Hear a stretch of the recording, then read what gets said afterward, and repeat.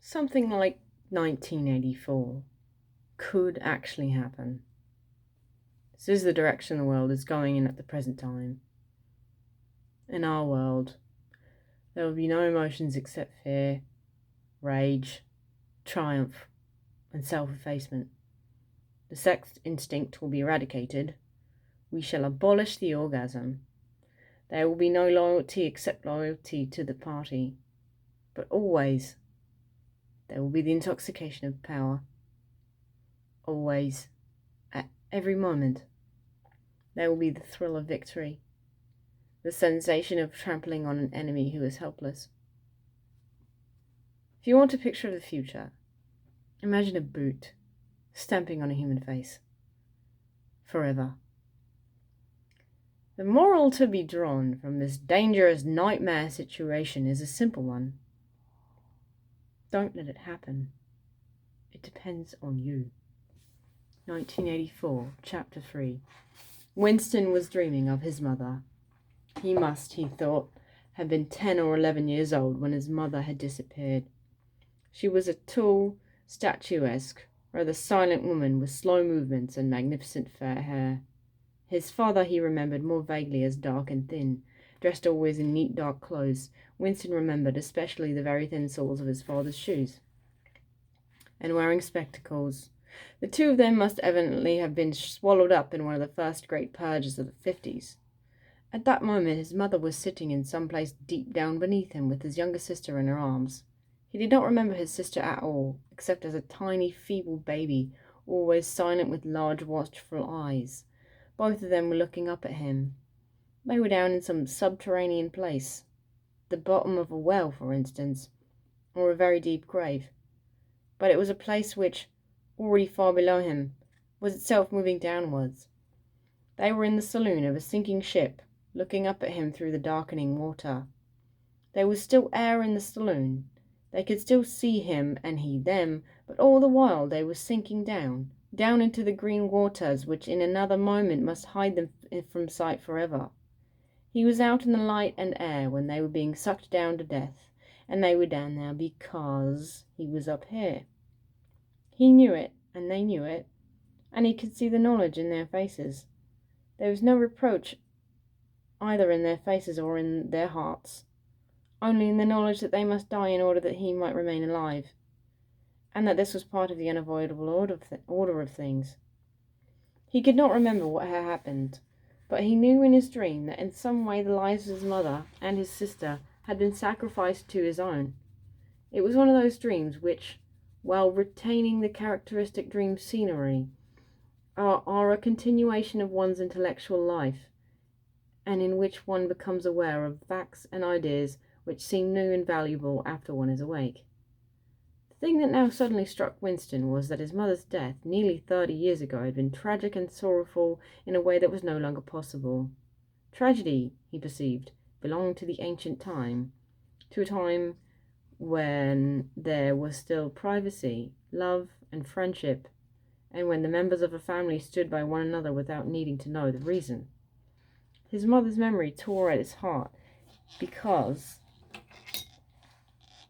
she had died loving him when he was too young and selfish to love her in return, and because somehow he did not remember how, she had sacrificed herself to a conception of loyalty that was private and unalterable.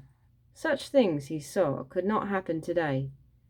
There were fear, hatred, and pain, but no dignity of emotion or deep or complex sorrows.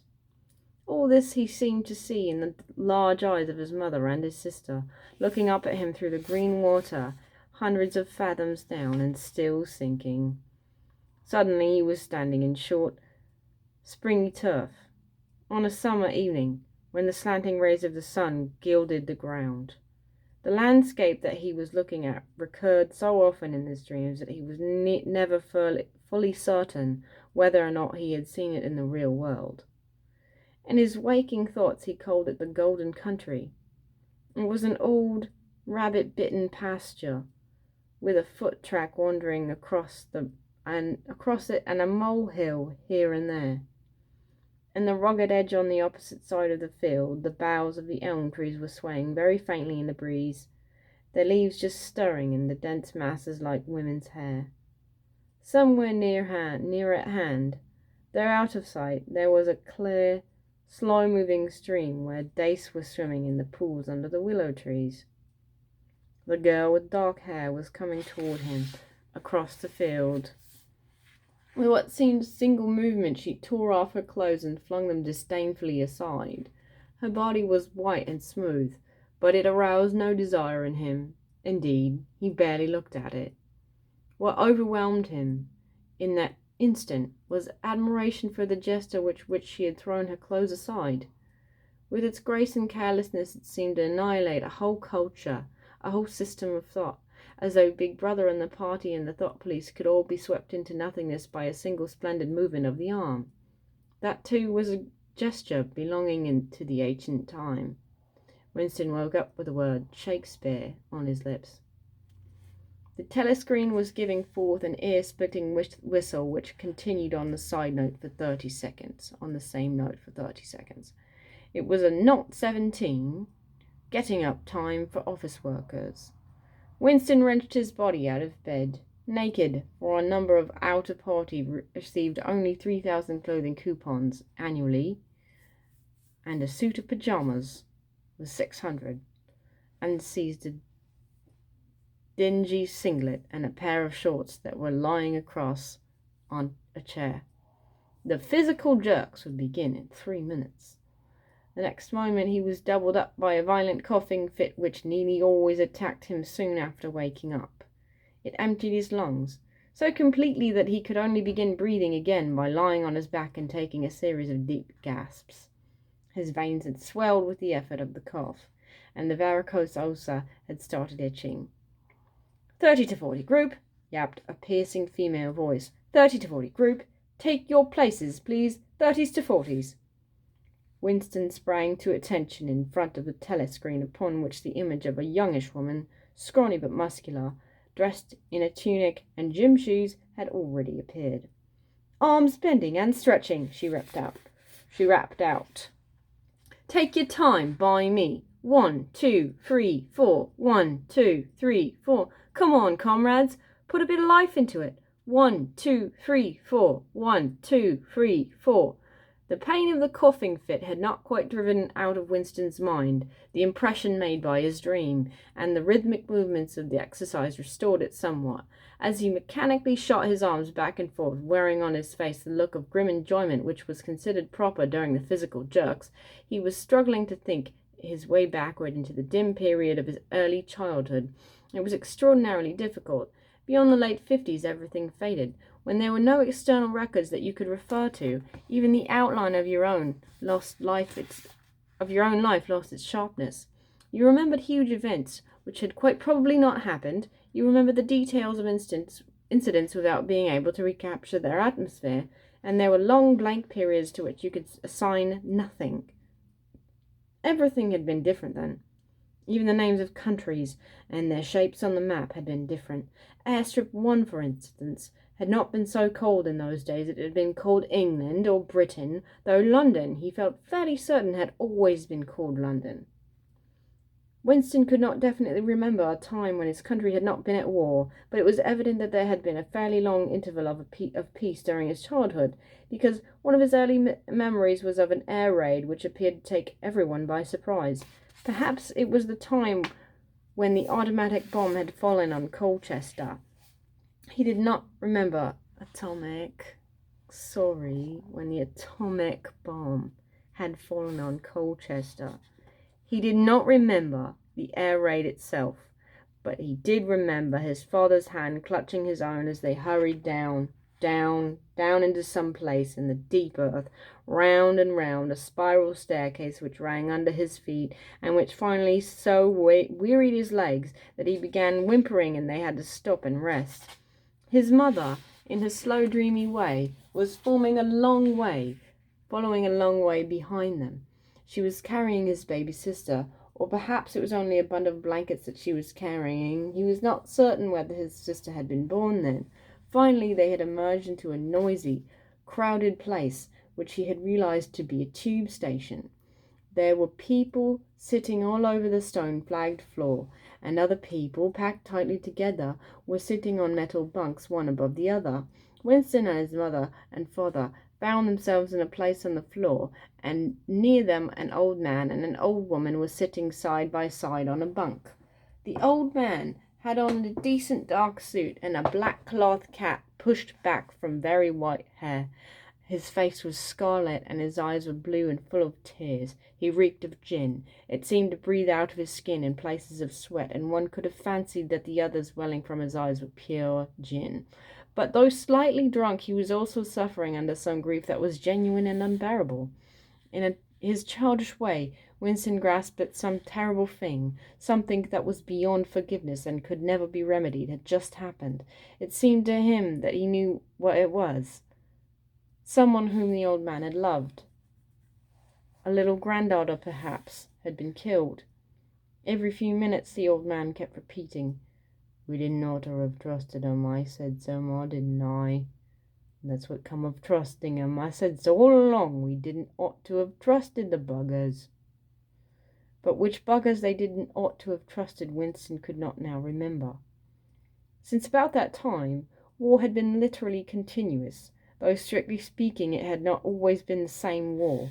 For several months during his childhood there had been confused street fighting in London itself, some of which he remembered vividly.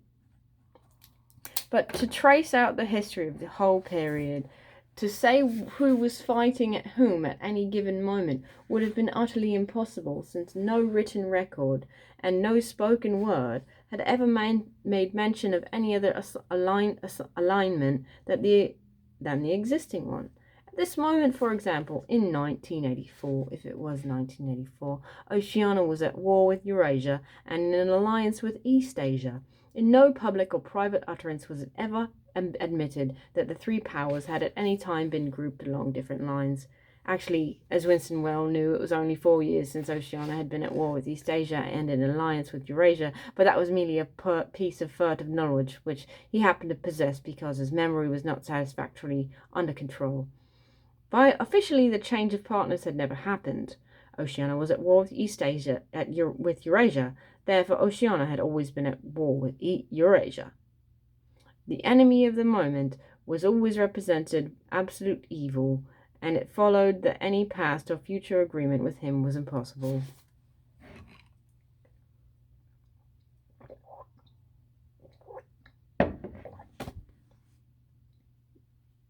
The frightening thing, he reflected for the 10,000th time, as he forced his shoulder painfully backward with hands on hips.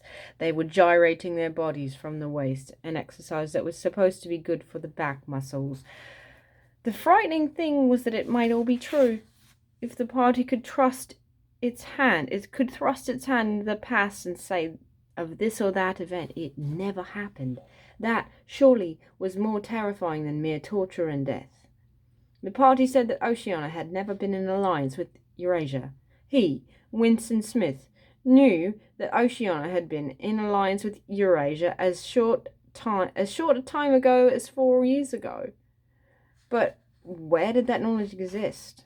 Only in his own consciousness, which in any case must soon be annihilated. And if all others accepted the lie which the party imposed, if all records told the same tale, then the lie passed into history and became truth. Who controls the past, ran the party slogan, controls the future. Who controls the present controls the past. And yet the past, though of its nature alterable, never had been altered. Whatever was true now was true from everlasting to everlasting. It was quite simple. All that was needed was an unending series of victories over your own memory. Reality control, they called it in Newspeak. Doublethink. "Stand easy," barked the instructress, a little more genially. Winston sank his arms to his side and slowly refilled his lungs with air.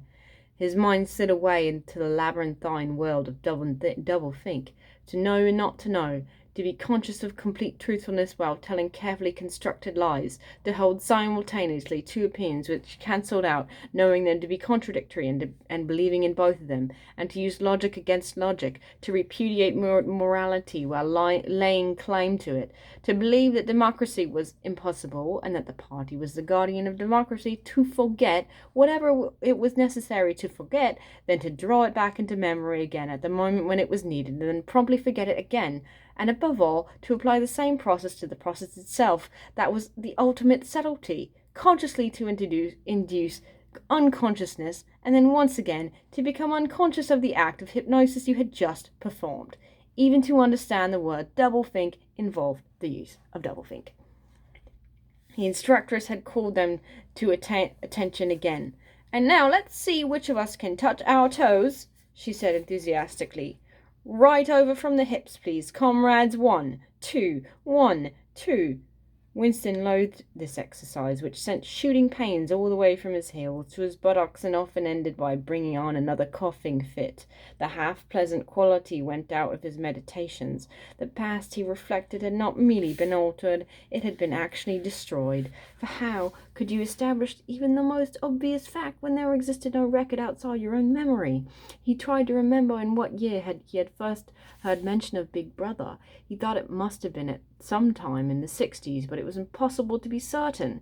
In the party histories, of course, Big Brother figured as the leader and the guardian of the revolution since its very earliest days. His exploits had been gradually pushed backwards in time until already they extended into the fabulous world of the 40s and the 30s, when the capitalists in their strange cylindrical hats still rode through the streets of London in great gleaming motor cars or horse carriages with great glass sides. There was no knowing if much of this legend was true and how much invented. Winston could not even remember at what date the party itself had come into existence. He did not believe he had ever heard the word ingsoc before 1960, but it was possible that its old-speak form, English socialism, that is to say, it had been current earlier. Everything melted into mist. Sometimes, indeed, you could put your finger on a definite lie. If it was not true, for example, it was claimed in the party history books that the party had invented airplanes. He remembered airplanes since his earliest childhood, but you could prove nothing. There was never any evidence, just once in his whole life. Hey, cut it out. Get over here.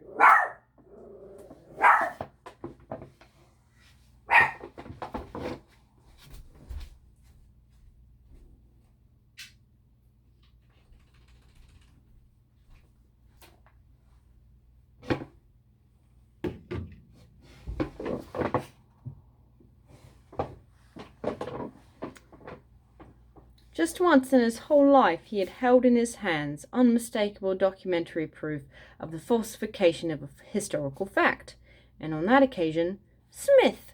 screamed a shrewish voice from the telescreen. 6079 Smith W. Yes, you. Ben, lower, please. You can do better than that. You're not trying. Lower, please. That's better, comrade. Now stand at ease, the whole squad, and watch me. A sudden hot sweat had broken out all over Winston's body. His face remained completely inscrutable. Never show dismay. Never show resentment. A single flicker of the eyes could give you away. He stood watching while the instructress raised her arms above her head, and one could not say gracefully, but with remarkable neatness and efficiency, bent over and tucked the first joint of her fingers under her toes. There, comrades, that's how I want to see you doing it. Watch me again. I'm 39 and I've had 4 children. Now look. She bent over again. You see, my knees aren't bent. You can all do it if you want to, she added and straightened herself up. Anyone under 45 is perfectly capable of touching his toes. We don't all have the privilege of fighting in the front line, but at least we can keep fit. Remember our boys on the Malabar front, and the sailors in the floating fortresses. Just think what they have to put up with. Now try again. That's better, comrades. That's much better, she added encouragingly, as Winston, with a violent lunge, succeeded in touching his toes with knees unbent for the first time in several years. Chapter 4. With the deep unconscious sigh which not even the nearness of the telescreen could prevent him from uttering when his day's work started. Winston pulled the speakwrite toward him, blew the dust from its mouthpiece, and put on his spectacles. Then he unrolled the clipped-together 4 small cylinders of paper, which had already flopped out of the pneumatic tube on the right-hand side of his desk. In the walls of the cubicle there were 3 orifices. To the right of the speakwrite, a small pneumatic tube for written messages. To the left, a larger one for newspapers, and on the side wall, within easy reach of Winston's arm, a large oblong slit protected by a wire grating. This last was for the disposal of waste paper.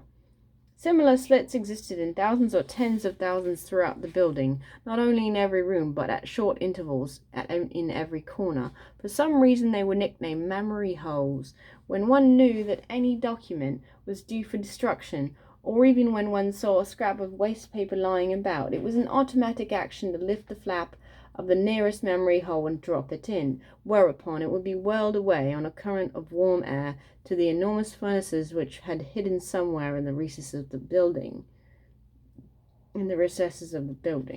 Winston examined the 4 slips of paper which he had unrolled.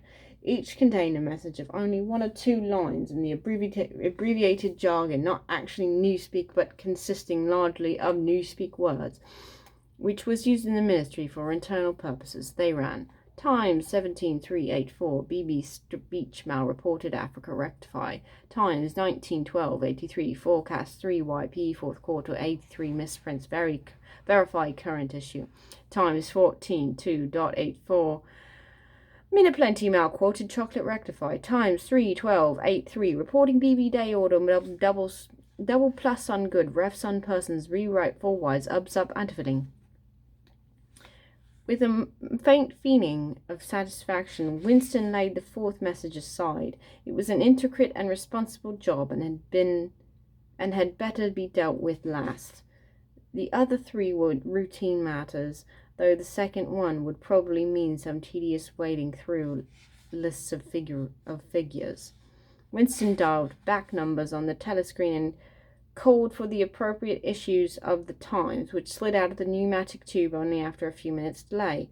The messages he had received referred to articles or news items which, for one reason or another, was thought unnecessary to alter, or, as the official phrase had it, to rectify.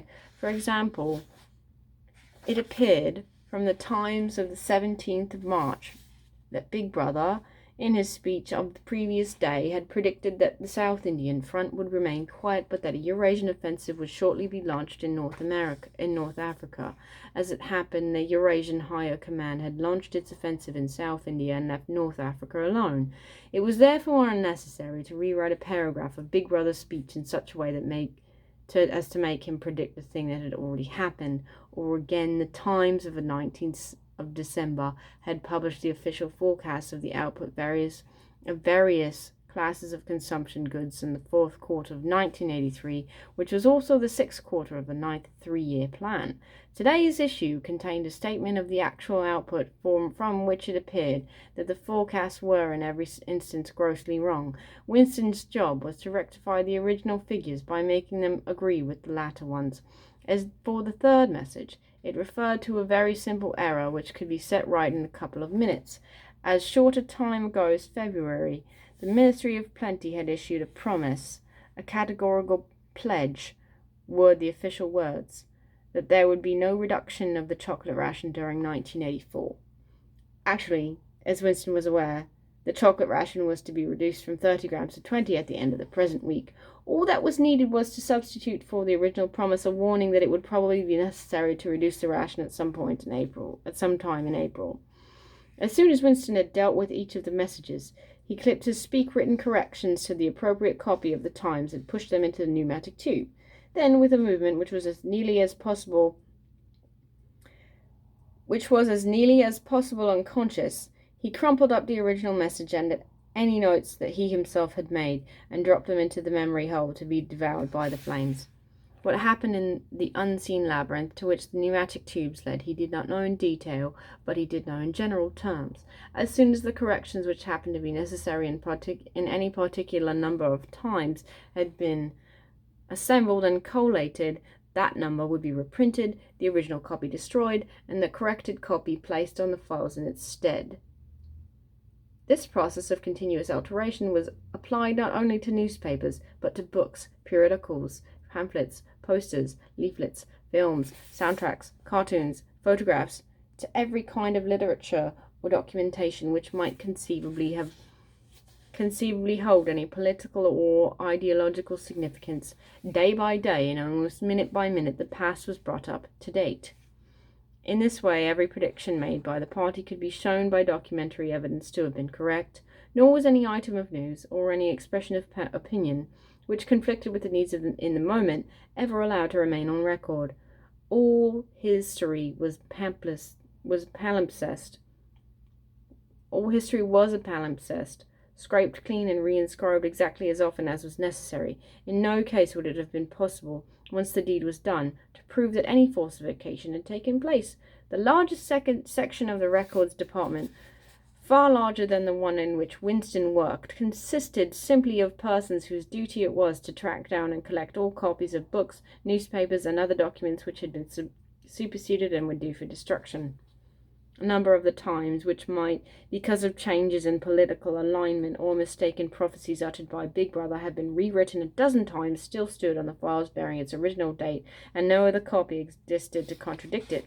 Books also were recalled and rewritten again and again, and were invariably reissued without any admission that any alteration had been made.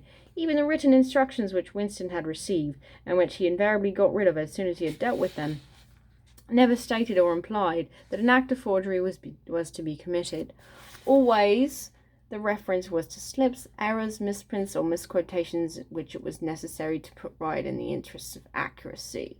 But actually, he thought, as he readjusted the Ministry of Plenty's figures, it was not even forgery. It was merely the substitution of one piece of nonsense for another. Most of the material that you were dealing with had no connection with anything in the real world, not even the kind of connection that is contained in a direct lie. Statistics were just as much a fantasy in their original version as their rectified version. A great deal of the time you were expected to make them up out of your head. For example, the Ministry of Plenty's forecast had estimated the outputs of boots for the quarter at 145 million pairs. The actual output was given as 62 millions. Winston, however, in rewriting the forecast, marked the figure down to 57 million so as to allow for the usual claim that the quota had been overfilled. In any case, 62 millions were nearer to the truth than 57 millions, or than 145 millions. Very likely no boots had been produced at all. Likelier still, nobody knew how many had been produced, much less cared. All one knew was that every quarter astronomical numbers of boots were produced on paper, while perhaps half the population of Oceania went barefoot. And so it was with every class of recorded fact, great or small. Everything faded away into a shadow world in which finally even the date of the year had become uncertain. Winston glanced across the hall. In the corresponding cubicle on the other side, a small, precise-looking, dark-chinned man named Tillotson was working steadily away with a folded newspaper on his knee and his mouth very close to the mouthpiece of the speakwrite. He had the air of trying to keep what he was saying in a secret between himself and the telescreen. He looked up, and his spectacles darted a hostile flash in Winston's direction. Winston hardly knew Tillotson, but he had no idea what he was employed on. People in the records department didn't really talk about their jobs. In the long, windowless hall, with its double row of cubicles and its endless rustle of papers and hum of voices murmuring into speakwrites, there were quite a dozen people whom Winston did not even know by name, though he daily saw them hurrying to and fro in the corridors or gesticulating in the 2 minutes hate. He knew that in the cubicle next to him, the little woman with sandy hair toiled day in, day out, simply at tracking down and deleting from the press the names of people who had been vaporized and were therefore considered to never have existed. There was a certain fitness in this, since her own husband had been vaporized a couple of years earlier, and a few cubicles away, with a mild, ineffectual, dreamy creature named Ampleforth, with very hairy ears and a surprising talent for juggling with rhymes and meters, was engaged in producing garbled versions, definitive texts they were called, of poems which had been ideologically offensive, but which for one reason or another were to be retained in the anthologies. And this hall, with its 50 workers or thereabouts, was only one subsection, a single cell, as it were, in the huge complexity of the records department. Beyond, above all, were other swarms of workers engaged in an unimaginable multitude of jobs.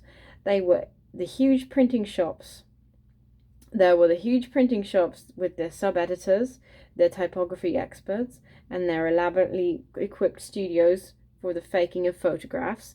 There was the teleprogram sections with its engineers, its producers, and its teams of actors specially chosen for their skill in imitating voices. There were the armies of reference clerks, whose job was to simply draw up lists of books and periodicals which were due for recall. There were the vast repositories where the corrected documents were stored, and the hidden furnaces where the original copies were destroyed. And somehow or other, quite anonymous, there were the directing brains who coordinated the whole effort and laid down the lines of policy which made it necessary that this fragment of the past should be preserved, that one falsified and the other rubbed out of existence.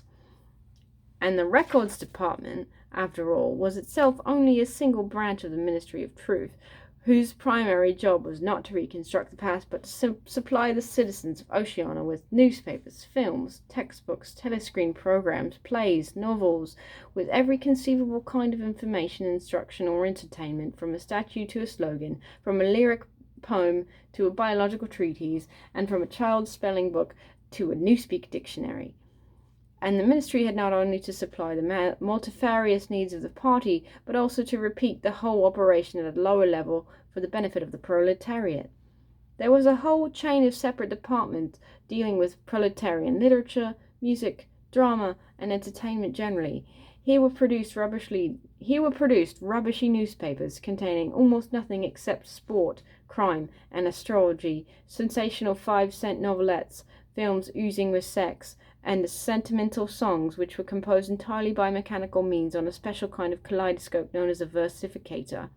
There was even a whole subsection, pornosec it was called in Newspeak, engaged in producing the lowest kind of pornography, which was sent out in sealed packets, and which no party member, other than those who worked on it, were permitted to look at. 3 messages had slid out of the pneumatic tube while Winston was working, but they were simple matters, and he had disposed of them before the 2 minutes' hate interrupted them. When the hate was over, he returned to his cubicle, took the Newspeak dictionary from the shelf, pushed the speakwrite to one side, cleaned his spectacles, and settled down to his main job of the morning.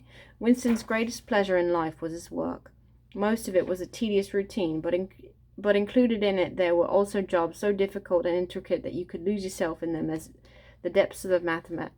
the depths of a mathematical problem. Delicate pieces of forgery in which you had nothing to guide you except your knowledge of principles of